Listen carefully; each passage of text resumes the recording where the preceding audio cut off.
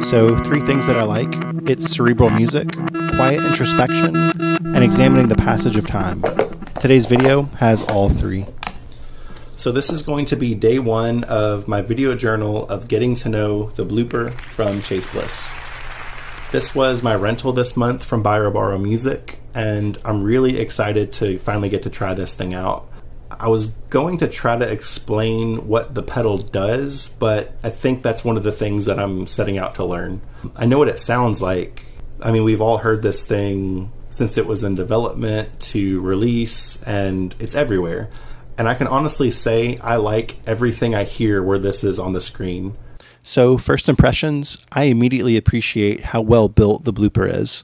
The knobs are smooth, and the arcade-style buttons in particular are really nice. It's just so solid. It's very inviting. But now that that's out of the way, I'm really trying to be discerning here. This is a very celebrated piece of gear, but it's not like it'll just sit in the room and emit rainbows. I'm a little bit afraid that I'll plug this thing in and decide that it just doesn't live up to its own hype, but I'm maybe even more afraid if it does. I just don't know if I'm exactly looking for something that's going to really transform the workflow that I use to create music right now. Another thing I'm really interested in is figuring out, why is this built this way? It's in a pedal form factor, like a typical, loop pedal, but there's all these knobs, switches, and buttons that invite you to manipulate it in real time. It's somewhere between one of these and one of these. I'm not really even sure where to start with it, whether I should put it on the desk or on the floor. I have a feeling that the storyline this month is going to be more about the moments that occur with this, and it's going to be less about like the big outputs, like songs that get built around this. I don't know.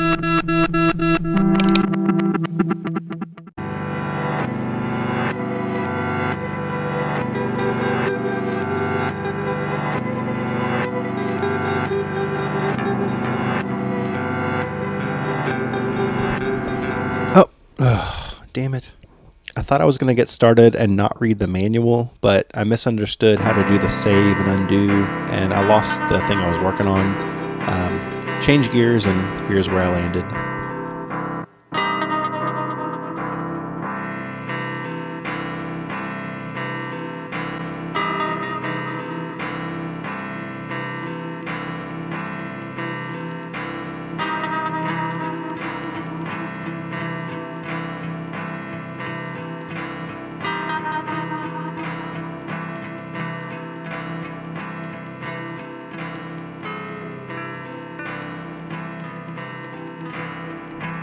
Okay, should have just read the manual to start with. It's super simple. I've got it down pat, and this honestly came together in like 5 minutes on the second day.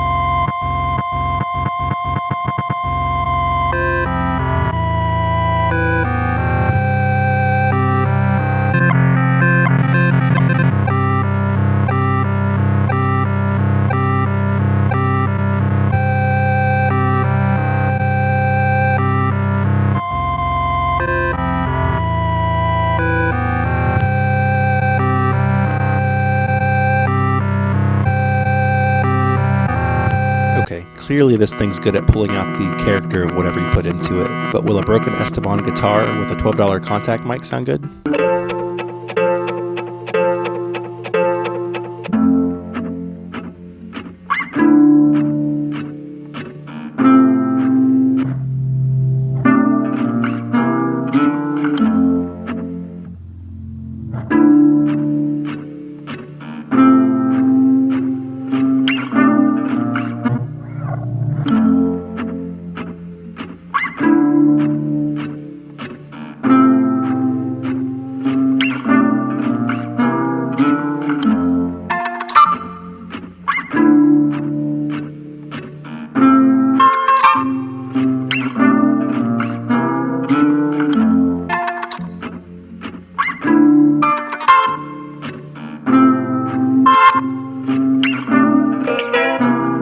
I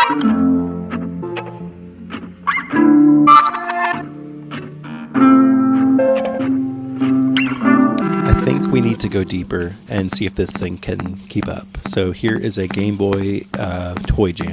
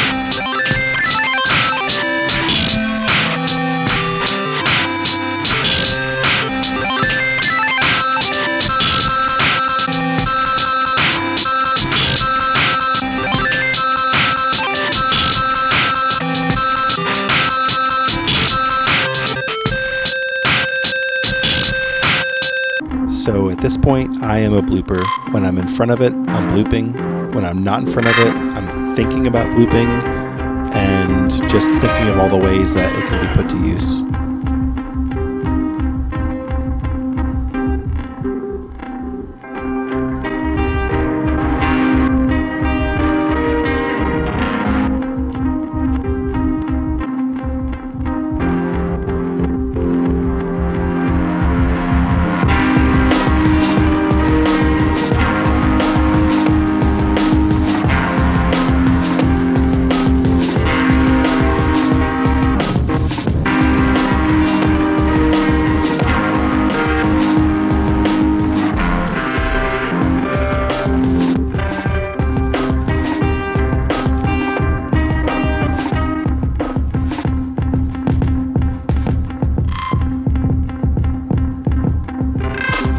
So I remember when I had said, I have a feeling that the storyline this month is going to be more about the moments that occur with this, and it's going to be less about like the big outputs, like songs that get built around this.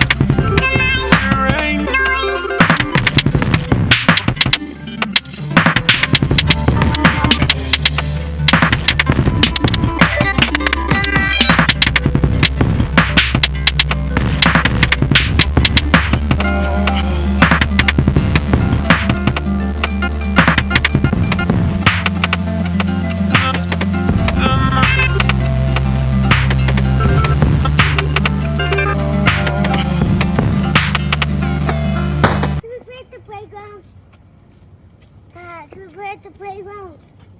Kill me. Mm-hmm.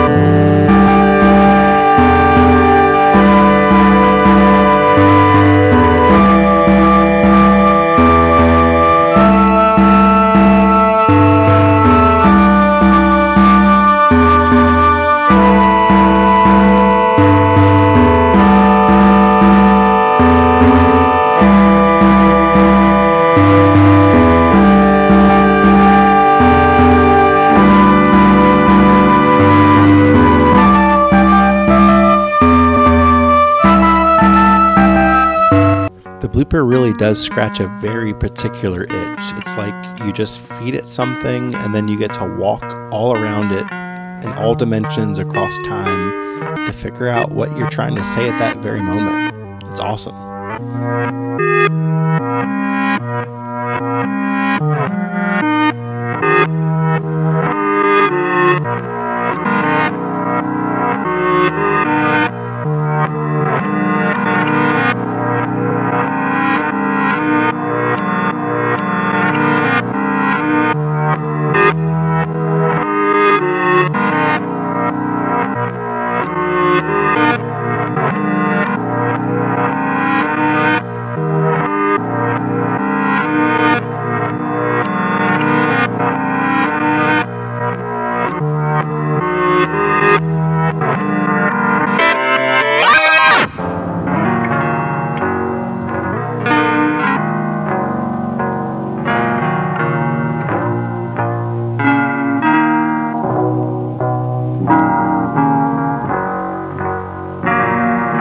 So this month I've been constantly asking myself, am I using this thing in the right way? Am I trying enough variety of, approaches?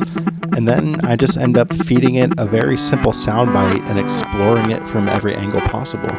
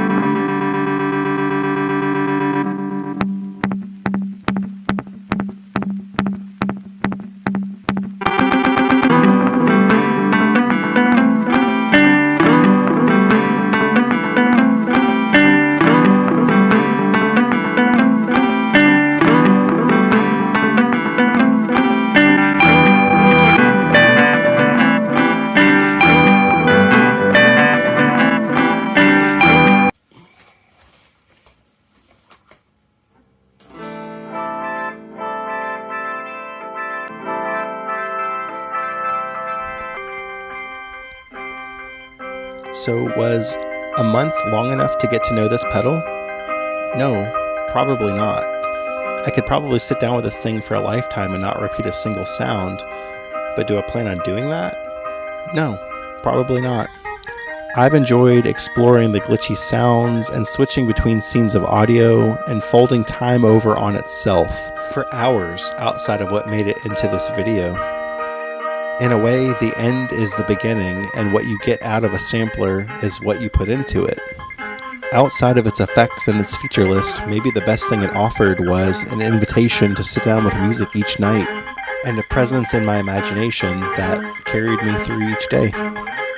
Now, there's no shortcomings or flaws that are worth reporting on this pedal. It's beautifully built, it's beautifully designed, but it does nothing without an input, so it's truly up to the player to decide what to do with it.